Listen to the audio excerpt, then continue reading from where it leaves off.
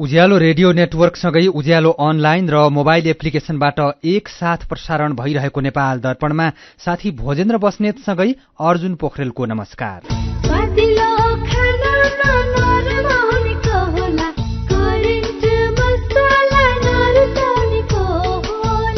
नेपाल दर्पणको साथमा करेन्ट मसला र करेन्ट चिया, स्वादको झट्का। नेपाल दर्पण सुरु गरौं मुख्य खबरका शीर्षकहरूबाट। प्रतिनिधि सभाको अधिवेशन आउँदो 25 गतेका लागि आह्वान। मनाङबाट निर्वाचित टेक बहादुर गुरुङको सांसद पद निलम्बन। कार्यविधि विपरीत विभिन्न व्यक्तिको सुरक्षामा खटाइएका सुरक्षाकर्मीलाई 48 घण्टाभित्र फिर्ता बोलाउन गृह मन्त्रालयको निर्देशन। अर्थतन्त्र सुधारको लागि भन्दै सरकार र निजी क्षेत्र सक्रिय। प्रधानमन्त्री र अर्थमन्त्रीलाई भेट्न निजी क्षेत्र दिनभर दौडधुपमा। शेयर बजार आज दोस्रो दिन पनि उच्च अङ्कले बढ्यो। जाडोको समयमा कोठा न्यानो पार्दा ध्यान दिन डाक्टरको सुझाव। बन्द कोठामा हिटर, आगो र कोइला बालेर सुत्दा निसासिएर ज्यानै जाने जोखिम। चीनसँगको तनावका बीच ताइवानले अनिवार्य सैन्य सेवाको अवधि लम्ब्याएर 1 वर्ष पुर्यायो। देशको सुरक्षा प्रणाली बलियो बनाउन अवधि लम्ब्याएको राष्ट्रपति शाहीको भनाई। र नेपाल टी20 क्रिकेट लिगमा आज लुम्बिनी अल स्टार्स र काठमाडौँ नाइट्स विजयी। बार्सिलोना र रियल मैड्रिडका पूर्व खेलाडीसँग नेपाली टोलीले भोलि मैत्रीपूर्ण खेल खेल्दै। खुसी कसरी खुसी हुन्छ जब बने छैन कोही, आफ्नो भन्दैमा आफ्नो हुन सम्पर्कमा बस्या खै। सम्पर्कका लागि बलियो आधार नेपाल टेलिकम हो राष्ट्रकै सञ्चार। सम्पर्कको आधार राष्ट्रको सञ्चार। नेपाल टेलिकम राष्ट्रको सञ्चार। नेपाल टेलिकम राष्ट्रको सञ्चार। नेपाल दर्पणमा अब खबरको सिलसिला। राष्ट्रपति विद्यादेवी भण्डारीले प्रतिनिधि सभाको अधिवेशन यही पुसको 25 गतेको लागि बोलाउनु भएको छ। सरकारको सिफारिसमा राष्ट्रपति विद्यादेवी भण्डारीले पुसको 25 गते दिउँसो 1 बजेको लागि संसद अधिवेशन आह्वान गर्नुभएको संघीय संसद सचिवालयले जनाएको छ। संविधानको धारा 93 को उपधारा 1 बमोजिम संघीय संसदको अधिवेशन आह्वान गरिएको राष्ट्रपतिको कार्यालयले जनाएको छ। मंसिर 4 गते सम्पन्न प्रतिनिधि सभा चुनावबाट यस वर्ष संसदमा 12 वटा राजनीतिक दल र 5 जना स्वतन्त्र सांसद विजयी भएका छन्। 5 जना स्वतन्त्र सांसद मध्ये 1 जना लालवीर चौधरी नागरिक उन्मुक्ति पार्टीमा प्रवेश गरिसक्नु भएको छ। 7 वटा दलले राष्ट्रिय दलको मान्यता पाएका छन्। राष्ट्रपति विद्यादेवी भण्डारीले प्रतिनिधि सभासँगै राष्ट्रिय सभाको अधिवेशन पनि आह्वान गर्नुभएको छ। अब संसद बैठक शुरू भएपछि सभामुख र उपसभामुखको चुनाव हुनेछ। त्यसपछि राष्ट्रपति र उपराष्ट्रपतिको पनि चुनावी प्रक्रिया शुरू हुनेछ। यसैबीच गण्डकी प्रदेशका प्रमुख पृथ्वीमान गुरुङले गण्डकी प्रदेश सभाको अधिवेशन पुसको 18 गते सोमबार दिउँसो 3 बजेको लागि आह्वान गर्नुभएको छ। प्रदेश प्रमुखको कार्यालयले निकालेको विज्ञप्तिमा नेपालको संविधानको धारा 183 को उपधारा 1 अनुसार प्रदेश सभाको अधिवेशन यही पुसको 18 गते दिनको 3 बजेदेखि प्रदेशसभा भवन नदीपुरमा आरम्भ हुने गरी आह्वान गरेको उल्लेख छ। यसैबीच गएको मंसिर 4 गते भएको प्रतिनिधि सभा चुनावमा मनाङबाट निर्वाचित सांसद टेक बहादुर गुरुङको सांसद पद निलम्बनमा परेको छ। संघीय संसद सचिवालयले सूचना निकालेर अदालतमा विचाराधीन अवस्थामा रहेको मुद्दा किनारा नलागुन्जेलसम्म संवैधानिक व्यवस्था अनुसार गुरुङको सांसद पद स्वतः निलम्बनमा परेको जानकारी गराएको हो। तत्कालीन प्रधानमन्त्री सुशील कोइरालाको नेतृत्वमा श्रम तथा रोजगार राज्य मन्त्री भएका गुरुङले काठमाडौँ फन्ड पार्कको जग्गा भाडामा लगाउँदा भ्रष्टाचार गरेको अभियोगमा अख्तियारले 2075 सालको माघमा विशेष अदालतमा मुद्दा दायर गरेको थियो र मुद्दा अहिले विचाराधीन रहेको छ। गुरुङ सहित 16 जना विरुद्ध मुद्दा दायर गरेकोमा गुरुङलाई मात्रै 31 करोडको बिगो तोकिएको छ। कांग्रेसबाट निर्वाचित गुरुङले सांसद पदको शपथ भने लिइसक्नु भएको छ। गुरुङमाथि भ्रष्टाचार अभियोगमा मुद्दा चलिरहेकाले उहाँको सांसद पद निलम्बनमा राख्न यसअघि अख्तियार दुरूपयोग अनुसन्धान आयोगले संसद सचिवालयलाई पत्राचार गरेको थियो।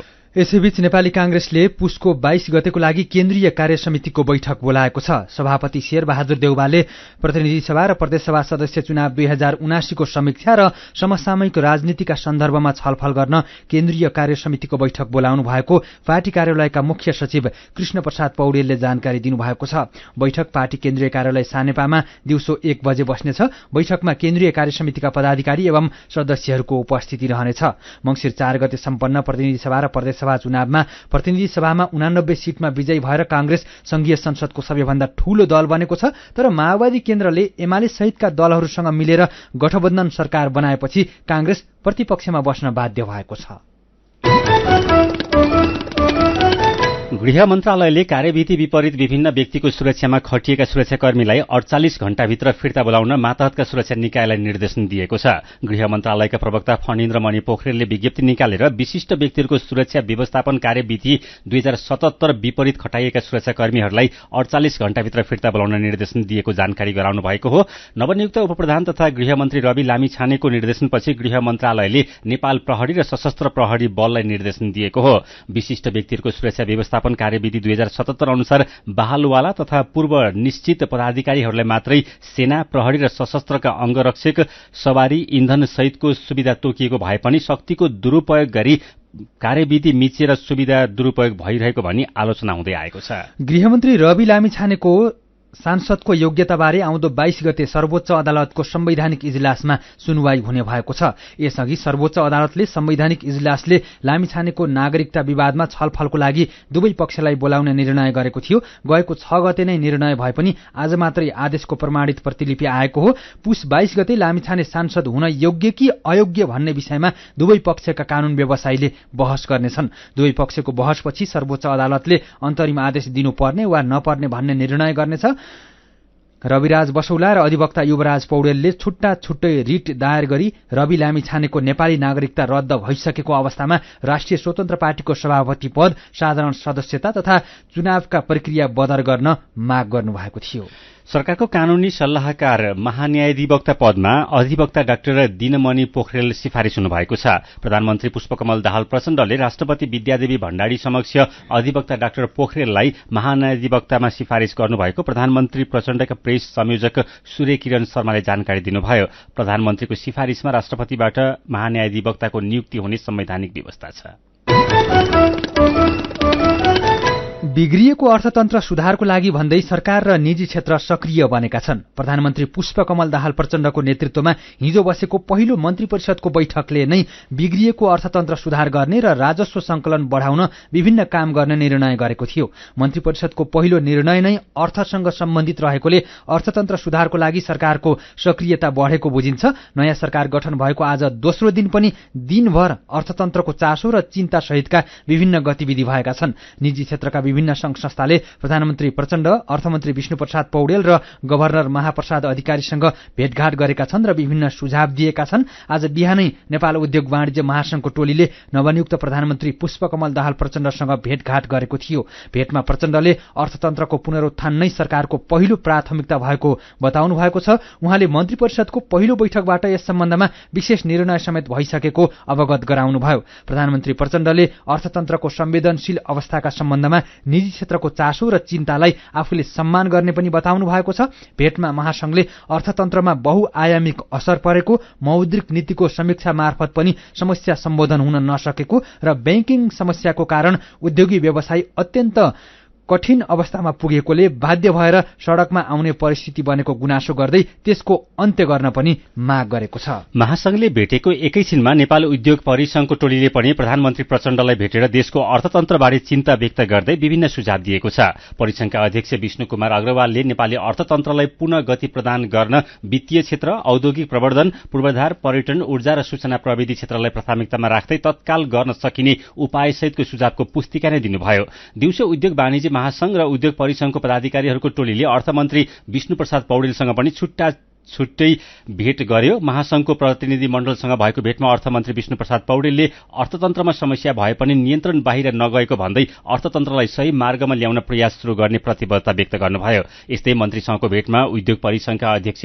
विष्णु कुमार अग्रवाल नेतृत्वको परिसंघ टोलीले मागमा आएको उच्च संकुचन, उच्च ब्याजदर, लगानीयोग्य पुँजीको अभाव जस्ता कारणले उद्योगी व्यवसायीको मनोबल निकै खस्किएको बताएको छ। अध्यक्ष अग्रवालले उद्योग व्यवसायीहरूको घटेको मनोबल उकास्न तत्काल 2% प्रति महिना ब्याजदर घटाउने र चालू पुँजी कर्जा निर्देशिका पुराना ग्राहकहरूका लागि 2 वर्षसम्म स्थगित गर्न सके तत्काल सकारात्मक सन्देश सञ्चार गराउने र उद्योगी व्यवसायीहरूलाई उत्साहित बनाउने बताउनुभयो। भेटमा उपप्रधानमन्त्री तथा अर्थमन्त्री पौडेलले कार्यान्वयन गर्न सकिने सुझावबारे परिसंघसँग छलफल गर्दै अगाडि बढाउने प्रतिबद्धता व्यक्त गर्नुभयो। अर्थमन्त्रीसँगको छलफलमा नेपाल राष्ट्र बैंकका गभर्नर महाप्रसाद अधिकारी, राजस्व सचिव रामेश्वर दंगाल, नेपाल राष्ट्र बैंकका डेपुटी गभर्नर बम बहादुर मिश्र पनि सहभागी हुनुहुन्थ्यो। नयाँ सरकार गठन भएसँगै बढ्न थालेको शेयर बजार आज दोस्रो दिन पनि उच्च अङ्कले बढेको छ। हिजो 56.88 अङ्कले बढेको शेयर बजार परिसूचक नेप्से आज 59.87 अङ्कले बढेर 1983.95 बिन्दुमा पुगेको छ। सबै समूहको शेयर बढेर हरियाली बनेको शेयर बजारमा आज बीमा, होटल तथा पर्यटन र विकास बैंक समूहको शेयर उच्च अङ्कले बढेको छ। बजारसँगै कारोबार रकम पनि बढेको छ। आज 261 वटा कम्पनीका 1 करोड 20 लाख किता शेयर 3 अर्ब 88 करोड 43 लाख रुपियाँमा कारोबार भएका छन्। सबैभन्दा धेरै लक्ष्मी बैंकको 20 करोड 9 लाख रुपियाँको शेयर किनबेच भयो। आज Siddhartha insurance, multipurpose finance, Ajod insurance, Srijanshil Laghubitta र धौलागिरी लघुवित्त वित्तीय संस्थाको शेयर 10% ले बढेको छ। अरू 4 वटा कम्पनीको शेयर 9% भन्दा धेरै र 4 वटा कम्पनीको शेयर 8% भन्दा धेरैले बढेको छ। सीधा कुरा प्रश्न विचार, यो हो उज्यालो रेडियो नेटवर्क। नेपाल दर्पणमा कुराकानीसँगै खबरको सिलसिला बाँकी नै छ, सुन्दै गर्नुहोला। विदेशबाट आयामी गरेको पैसा सिधै तपाईको मोबाइलमा लिन मिल्छ। अहिलेको अवस्थामा बाहिर गएर पैसा निकाल्न त्यति सजिलो छैन। त्यसैले आफ्नो मोबाइल निकाल्नुहोस्, आइएमई पे डाउनलोड गर्नुहोस् अनि घर बसी बसी आफ्नो रकम प्राप्त गर्नुहोस्। विदेशबाट आइएमई गरेको रकम प्राप्त गर्न आफ्नो मोबाइल फोनमा आइएमई पे डाउनलोड गर्नुहोस्। अब आइएमई गरौँ, आइएमई पे मा प्राप्त गरौँ सजिलै। एचआईभी का बारेमा खुलेर कुरा गरौँ। सँगै बस्दा, खाँदा, पढ्दा र सँगै खेल्दा कुनै किरा वा लामखुट्टेले टोक्दा एचआईभी सर्दैन। हात मिलाउँदा, अङ्कमाल गर्दा तथा चुम्बन गर्दा, एउटै चर्पी प्रयोग गर्दा र अरूको लुगा लगाउँदा एचआईभी सर्दैन। समयमै उपचार गरेमा एचआईभी संक्रमित पनि स्वस्थ व्यक्ति सरह बाँच्न सक्छन्। त्यसैले नियमित औषधिको सेवन गरौं र स्वस्थ जीवन बाँचौं। एचआईभी को औषधि एआरभी हरेक सरकारी अस्पतालमा निशुल्क पाइन्छ। एचआईभी संक्रमितहरू अरू भन्दा भिन्न होइनन् भन्ने कुरा बुझौं र समान व्यवहार गरौं। एचआईभी संक्रमितहरूमाथि हुने भेदभावको अन्त्य गरौं। Nepal youth foundation, 12+, Lumbini plus र मकवानपुर महिला समूह।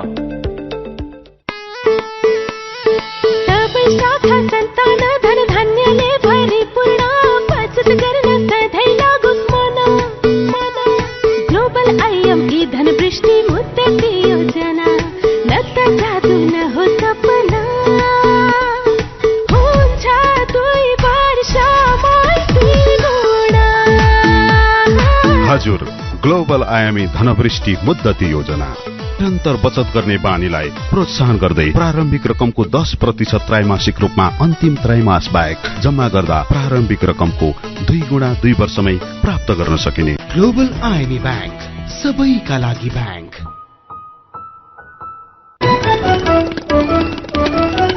उज्यालो रेडियो नेटवर्कबाट प्रसारण भइरहेको नेपाल दर्पणमा तपाईंलाई फेरि स्वागत छ। यतिन्जेल हामीले प्रतिनिधि सभाको अधिवेशन आउँदो 25 गतेको लागि आह्वान, मनाङबाट निर्वाचित टेकबहादुर गुरुङको सांसद पद निलम्बन, कार्यविधि विपरीत विभिन्न व्यक्तिको सुरक्षामा खटाइएका सुरक्षाकर्मीलाई 48 घण्टाभित्र फिर्ता बोलाउन गृह मन्त्रालयको निर्देशन, अर्थतन्त्र सुधारको लागि भन्दै सरकार र निजी क्षेत्र सक्रिय लगायतका खबरहरू प्रस्तुत गर्यौं। नेपाल दर्पणमा अब बाँकी प्रसंग। नेपालका थप 2 वटा जलविद्युत आयोजनाको बिजुली किन्न भारतले सहमति जनाएको छ। भारत सरकारले 24.25 मेगावाटको काबेली B1 र 19.4 मेगावाटको तल्लो मोदी आयोजनाको बिजुली किन्न सहमति जनाएको नेपाल विद्युत प्राधिकरणले जनाएको छ। भारतले यसअघि 8 वटा जलविद्युत आयोजनाबाट उत्पादित 410 मेगावाट बिजुली किनिरहेको थियो। थप 2 वटा आयोजनाको बिजुली किन्न भारत सहमत भएसँगै नेपालले अब 10 वटा आयोजनाबाट उत्पादित 453 मेगावाट बिजुली Indian energy exchange limited IEX को प्रतिस्पर्धी बजारमा बिक्री गर्न सक्नेछ। गएको जेठ 19 गतेदेखि पुसको 3 गतेसम्म विद्युत प्राधिकरणले भारतमा बिजुली बिक्री गरेर 11 अर्ब 16 करोड 30 लाख रुपियाँ आमदानी गरेको छ। नेपालले बर्खामा मात्रै बढी भएको बिजुली भारतमा बिक्री गर्दै आएको छ, तर भारतले सीमित आयोजनाको मात्रै बिजुली किन्दा बर्खामा 100 मेगावाट बिजुली खेर गएको थियो। हिउँद लागेसँगै भने नेपालले भारतबाटै बिजुली किन्न सुरु गरिसकेको छ। जाडोको समयमा कोठा न्यानो पार्न हिटर, आगो र कोइला बालेर सुत्ने चलन छ। तर जाडोबाट बच्न कोठा तताउँदा जोखिम पनि उत्तिकै छ। विशेष गरेर झ्यालढोका लगाएर हिटर, आगो र कोइला बालेर सुत्दा निसासिएर ज्यानै गएका घटनाहरू दोहोरिन्छन्। यसबाट ससाना नानी बाबु धेरै प्रभावित हुन्छन्। साथी मल्लिका थापाले चौरमाण्डु प्राथमिक स्वास्थ्य केन्द्र अछामका मेडिकल अधिकृत डाक्टर सरोज केसीलाई सोध्नु भएको छ, कोठा न्यानो बनाउँदा के कस्ता कुरामा ध्यान दिनुपर्छ? विशेष गरी चिसोमा चाहिँ अझ बन्द कोठाभित्र अरू चाहिँ अब कोइला बाल्ने, आगो नै बाल्ने अब त्यस्तो प्रचलन रहिआएको छ होइन।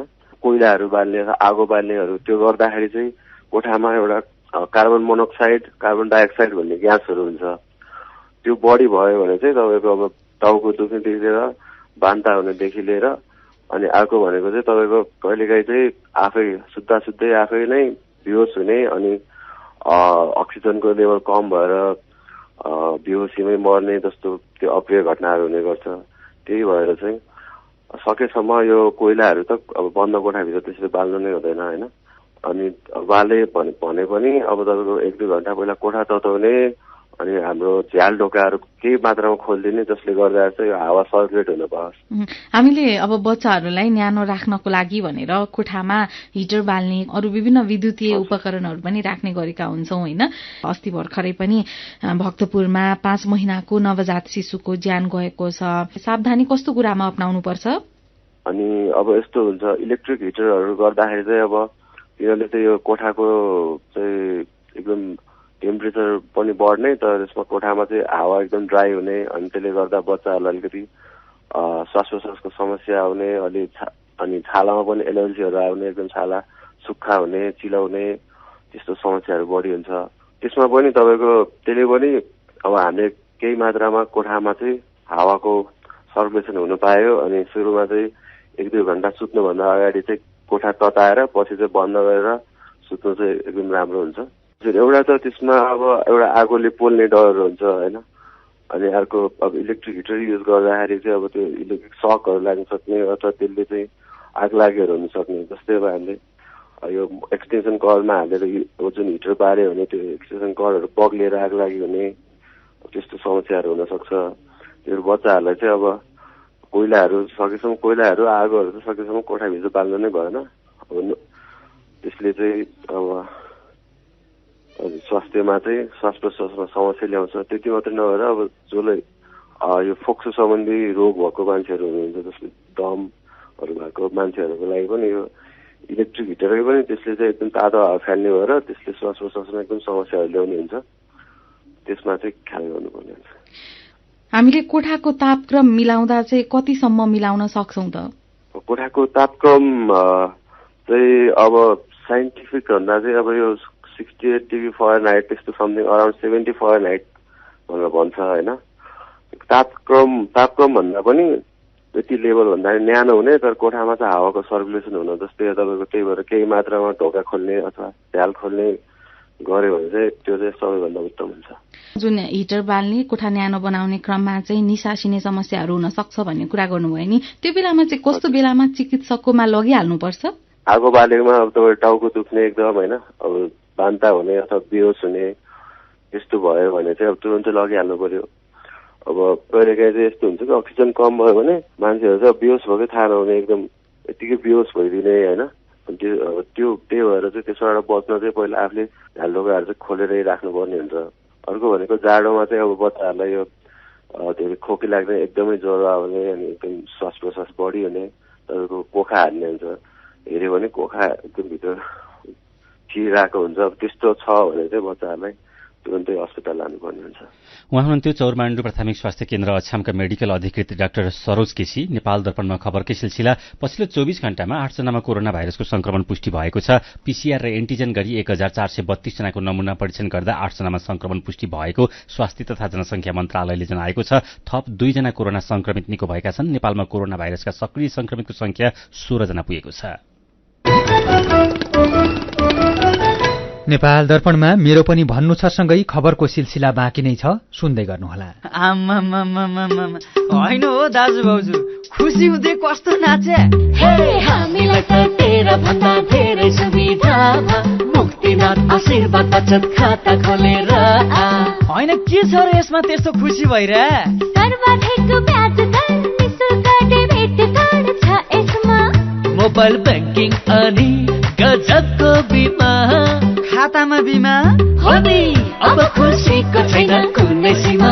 बचत खातामा 1 करोड 1 लाखसम्मको बिमा हो। हजुर, अब मुक्तिनाथ आशीर्वाद बचत खातामा पाउनुहोस् 1 करोड 1 लाखसम्मको बिमा, साथै आकर्षक ब्याज दरसँगै निशुल्क भिजा डेबिट कार्ड, निशुल्क मोबाइल ब्याङ्किङ अनि 13 अन्य ब्याङ्किङ सुविधाहरूमा छुट। अब खुसीको छैन कुनै सीमा। बचत खातामा 1 करोड 1 लाखसम्मको बीमा। मुक्तिनाथ विकास बैंक, जनता बैंकमा होइन, बैंक जनतामा जानु पर्दछ। गाउँको उत्पादन शहरमा, रैथाने खाना घर घरमा। पञ्चगुणीय तत्त्वले भरिपूर्ण रैथाने कृषि खाद्य वस्तु तथा सामग्रीहरू कृषकहरूबाट संकलन तथा प्रशोधन गरी काठमाडौँ उपत्यका भरि सहज रूपमा होम डेलिभरी भइरहेको कुरा सहर्ष जानकारी गराउँदछौं। सम्पर्क तथा जानकारीका लागि रैथाने एग्री प्रोडक्ट्स नेपाल प्राली, चप्पल कारखाना, Maharajganj, Kathmandu. Phone number 01 40 15 658 40 15 662। Mobile number 98 434 21 743 र 98 550 45 242। रैथानेलाई तपाईले मोबाइल एपको लागि RAITHAANE रैथाने टाइप गरेर वा वेबसाइट www.raithanenepal.com मा गएर पनि भेट्न सक्नुहुनेछ। उज्यालो रेडियो नेटवर्क मार्फत देशभरिका विभिन्न एफएम स्टेशन तथा उज्यालो अनलाइन र मोबाइल एप्लिकेशनमा प्रसारण भइरहेको नेपाल दर्पणमा तपाईंलाई फेरि स्वागत छ। अब बाँकी खबर। वैदेशिक रोजगारीको सिलसिलामा मलेसिया पुगेका 13 जना युवा अलपत्र परेका छन्। कम्पनीले कामबाट निकालेपछि 13 जना युवाहरू 1 महिनादेखि एउटा कोठामा थुनिएर बसेका छन्। अलपत्र पर्नेहरूमा रुकुम पश्चिमका 4 जना र सुनसरीका 9 जना रहेका छन्। रुकुम पश्चिमको चौरजहारी नगरपालिका वडा नम्बर 4 का इन्द्रबहादुर ओलीले मलेसियामा आफूहरू अलपत्र परेको बताउनुभयो। वैदेशिक रोजगारीमा जाने श्रमिकले अनिवार्य रूपमा अभिमुखीकरण तालिम लिन श्रम रोजगार तथा सामाजिक सुरक्षा मन्त्रालय वैदेशिक रोजगार विभाग बुद्धनगर काठमाडौँले आग्रह गरेको छ। वैदेशिक रोजगारीमा जानेहरूका लागि अभिमुखीकरण तालिम मापदण्ड अनुसार सञ्चालन नभएको पनि विभागले जनाएको छ। अभिमुखीकरण तालिम मापदण्ड अनुसार सञ्चालन नभएको भन्दै विभागले देशका विभिन्न ठाउँमा रहेका तालिम प्रदायक संस्थामा अनुगमन गरेको थियो। काठमाडौँ उपत्यका सहित देशका विभिन्न जिल्लामा अनुगमन गर्दा मापदण्ड अनुसार अभिमुखीकरण तालिम सञ्चालन नभएको पाइएको विभागले जनाएको छ। विभागले 15 दिनभित्र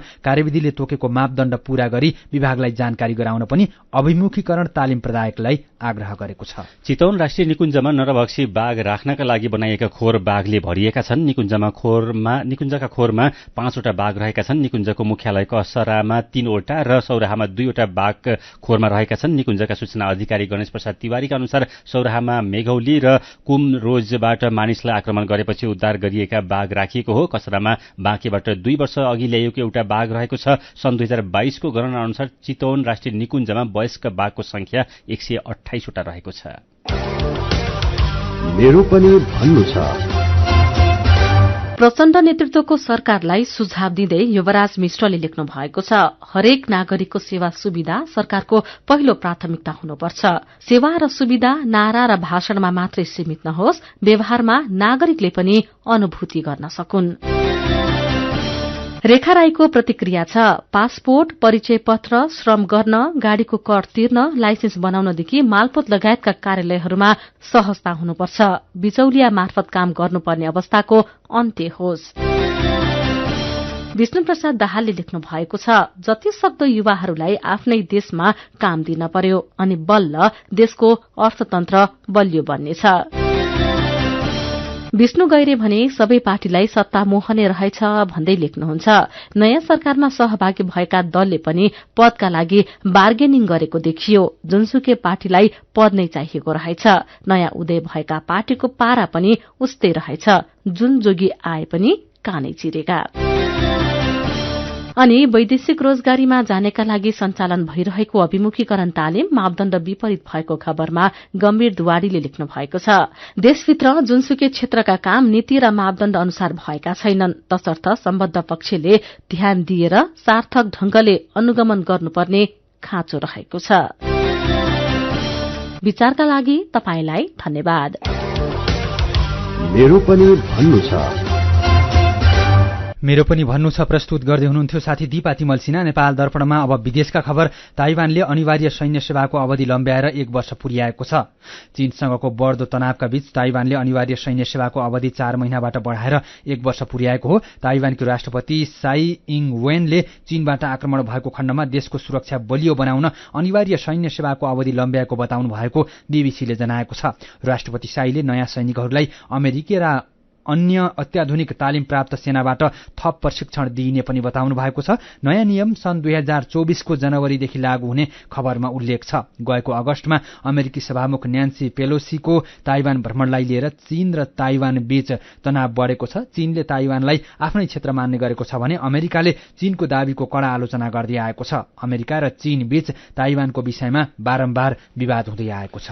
चीनमा अब विदेशी यात्रुलाई क्वारेन्टिनमा बस्नु नपर्ने भएको छ। आउँदो जनवरी 8 तारिकदेखि चीनले आफ्नो देशमा आउने विदेशी यात्रुलाई क्वारेन्टिनमा बस्नु नपर्ने जनाएको हो। चीनले अपनाउँदै आएको शून्य कोभिड नीति अन्तर्गत लगाइएका प्रतिबन्धका श्रृंखलाबद्ध रूपमा हटाउने क्रममा यो पछिल्लो निर्णय आएको हो। कोभिड संक्रमणका घटना चीनमा तीव्र रूपमा बढेको छ र स्वास्थ्य कर्मीहरूले त्योसँग जुझ्न आफूहरूले संघर्ष गरिरहेको बताएका छन्। तर संक्रमण बढिरहे पनि चीनले विदेशी यात्रुलाई अनिवार्य क्वारेन्टिन बस्नुपर्ने नियम हटाएको छ। सन् 2020 को मार्च यता चीन आगमन गर्ने सबै यात्रुले क्वारेन्टिनमा बस्नुपर्ने बाध्यकारी नियम लगाइएको थियो। यस्तै चीनले कोभिड बारेमा नयाँ तथ्याङ्क सार्वजनिक गर्न पनि बन्द गरेको छ। चीनमा हरेक दिन कोभिडका कारण हजारौं मानिसको ज्यान गइरहेको हुन सक्ने अनुमान गरिएको छ। सन् 2022 मा विश्वका 1 करोड़ भन्दा धेरै मानिस आफ्नो घर छाड्न बाध्य भएका संयुक्त राष्ट्रसंघीय शरणार्थी निकाय यूएनएचसीआरले जनाएको छ। यूएनएचसीआरले आज सार्वजनिक गरेको प्रतिवेदन अनुसार 1 वर्षमै 1 करोड़ जना भन्दा धेरै मानिस घर छाडेर शरणार्थी बन्न बाध्य भएका छन्। शरणार्थीको संख्या बढ्नुमा युक्रेन, इथियोपिया, बुर्किना फासो, सिरिया र म्यानमार लगायतका देशमा भएका हिंसा, युद्ध, गरिबी र खडेरी मुख्य कारण रहेका यूएनएचसीआरका प्रमुख फिलिप्पो ग्रान्डीले बताउनु भएको चिनिया समाचार संस्था सिन्हुवाले जनाएको छ। शरणार्थीको मुख्य रोजाई युरोप हुने गरेको छ। उनीहरूले मानव तस्करलाई रकम बुझाएर भूमध्य सागर पार गर्ने गरी खतरनाक यात्रा गर्ने गरेका संयुक्त राष्ट्रसंघले जनाएको छ। अहिले युरोपभरि 78 लाख जना भन्दा धेरै शरणार्थी रहेका छन्। शरणार्थीहरूले पर्याप्त खाद्यान्न, औषधि र स्वच्छ पानी पाउन संघर्ष गरिरहेको भन्दै संयुक्त राष्ट्रसंघले स्थितिमा सुधार नभएमा मृत्युको जोखिम बढ्ने चेतावनी दिएको छ। अब खेल खबर। नेपाल टी20 लीग एनपीएल क्रिकेट प्रतियोगितामा आज लुम्बिनी अल स्टार्स र काठमाडौँ नाइट्स विजयी भएका छन्। त्रिवी क्रिकेट मैदानमा भएको खेलमा काठमाडौँले जनकपुर रोयल्सलाई 53 रनले हरायो। काठमाडौँले दिएको 209 रनको लक्ष्य पछ्याएको जनकपुरले 20 ओभरमा अल आउट हुँदै 155 रन मात्रै बनाउन सक्यो। यसअघि पहिले ब्याटिङ गरेको काठमाडौँको लागि एलेक्स ब्लेकले सर्वाधिक 83, बिरनदीप सिंहले 49 र अजमतुल्लाह ओमरजाईले नट आउट 43 रन बनाए। समान 4-4 अंक भए पनि काठमाडौँ दोस्रो र जनकपुर तेस्रो भएका छन्। 3 खेलमा 3वटै खेल जितेको लुम्बिनी 6 अंकसहित शीर्ष स्थानमा रहेको छ। आज भएको पहिलो खेलमा लुम्बिनी अल स्टार्सले रोमाञ्चक जित निकाल्यो। अन्तिममा बलमा छक्का प्रहार गर्दै लुम्बिनीले पोखरा एभेन्जर्समाथि 3 विकेटको रोमाञ्चक जित निकालेको हो। पोखराले दिएको 134 रनको लक्ष्य लुम्बिनीले अन्तिम बलमा छक्का प्रहार गर्दै भेट्टायो। यसअघि टस हारेर ब्याटिङको निम्तो पाएको पोखराले निर्धारित 20 ओभरमा 9 विकेट गुमाएर 133 रन बनायो। पोखराका लागि कुशल मल्लले 61 र श्रीलंकाका उपुल थराङ्गले 42 रन बनाए। लगातार तेस्रो खेल हारेको पोखरा तालिकाको पुछारमा छ। स्पेनिस महारथी बार्सिलोना र रियल मड्रिडका पूर्व खेलाडी रुबेन डेला रोएड र युलियो सालिनास सहितको टोली मैत्रीपूर्ण फुटबलको लागि नेपाल आएको छ। रुबेन डेला रोएड र युलियो सालिनास दुईवटा मैत्रीपूर्ण खेलको लागि कासेरेनियो फुटबल क्लबको टोलीसँगै नेपाल आएका हुन्। नेपाल आएको टोलीले भोलि पोखरा रंगशालामा गण्डकी 11 र 14 गते काठमाडौँ 11सँग मैत्रीपूर्ण खेल खेल्ने तालिका रहेको छ। शान्तिका लागि फुटबल नाराका साथ लुम्बिनी गार्डन फाउन्डेशनको आयोजनामा दुईवटा मैत्रीपूर्ण फुटबल हुन लागेका हुन्। मैत्रीपूर्ण फुटबलको लागि काठमाडौँ र गण्डकीका दुईवटा टोली निर्माण भइसकेको छ। यस्तै सहारा क्लबको आयोजनामा पोखरामा पर्सिदेखि सुरु हुने 12औं आहारा पोखरा गोल्ड कप फुटबलको तयारी अन्तिम चरणमा पुगेको छ। 23 गतेसम्म हुने प्रतियोगितामा 10 टोलीको सहभागिता रहनेछ। प्रतियोगिताको उद्घाटन खेलमा धरान फुटबल क्लब र आयोजक सहारा क्लबले खेल्नेछन्। आहारा गोल्ड कपको विजेताले 12 लाख रुपैयाँ र उपविजेताले 6 लाख रुपैयाँ प्राप्त गर्नेछन्। उत्कृष्ट खेलाडीलाई विद्युतीय स्कुटर प्रदान गरिनेछ। र इंग्लिश प्रिमियर लीग फुटबलमा आज दुईवटा खेल हुँदैछन्। राति 11:15 बजे चेल्सी र बर्नमाउथ खेल्दैछन्। चेल्सी 21 अंकका साथ 9औं स्थानमा छ। बर्नमाउथ 14औं स्थानमा रहेको छ। आज राति 2:45 बजे म्यानचेस्टर युनाइटेड र नटिङहम फरेस्ट खेल्दैछन्। युनाइटेड 26 अंकसहित 5औं स्थानमा र नटिङहम फरेस्ट पुछारबाट दोस्रो स्थानमा रहेको छ। खेल खबरसँगै हामी नेपाल दर्पणको अन्त्यमा आइपुगेका छौं। आजका मुख्य खबरका शीर्षकहरू फेरि एकपटक। प्रतिनिधि सभाको अधिवेशन आउँदो 25 गतेका लागि आह्वान। मनाङबाट निर्वाचित टेक बहादुर गुरुङको सांसद पद निलम्बन। कार्यविधि विपरीत विभिन्न व्यक्तिको सुरक्षामा खटाइएका सुरक्षाकर्मीलाई 48 घण्टाभित्र फिर्ता बोलाउन गृह मन्त्रालयको निर्देशन। अर्थतन्त्र सुधारको लागि भन्दै सरकार र निजी क्षेत्र सक्रिय। प्रधानमन्त्री र अर्थमन्त्रीलाई भेट्न निजी क्षेत्र दिनभर दौडधुपमा। शेयर बजार आज दोस्रो दिन पनि उच्च अङ्कले बढ्यो। जाडोको समयमा कोठा न्यानो पार्दा ध्यान दिन डाक्टरको सुझाव। बन्द कोठामा हिटर, आगो र कोइला बालेर सुत्दा निसासिएर ज्यानै जाने जोखिम। चीनसँगको तनावका बीच ताइवानले अनिवार्य सैन्य सेवाको अवधि लम्ब्याएर 1 वर्ष पुर्यायो। देशको सुरक्षा प्रणाली बलियो बनाउन अवधि लम्ब्याएको राष्ट्रपति शाहीको भनाई। र नेपाल टी20 क्रिकेट लिगमा आज लुम्बिनी अल स्टार्स र काठमाडौँ नाइट्स विजयी। बार्सिलोना र रियल मड्रिडका पूर्व खेलाडीसँग नेपाली टोलीले भोलि मैत्रीपूर्ण फुटबल खेल्दै। आजको नेपाल दर्पण सकिएको छ। प्राविधिक साथी संघर्ष विष्टसँगै हामी भोजेन्द्र बस्नेत र अर्जुन पोखरेल पनि बिदा हुन्छौं। उज्यालोको मोबाइल एप्लिकेशन र अनलाइनमा प्रसारण भइरहेका सामग्री भाइबरमा पनि उपलब्ध छन्। वायु प्रदूषण कम गर्न फोहोर जलाउने काम नगरौं। नमस्कार।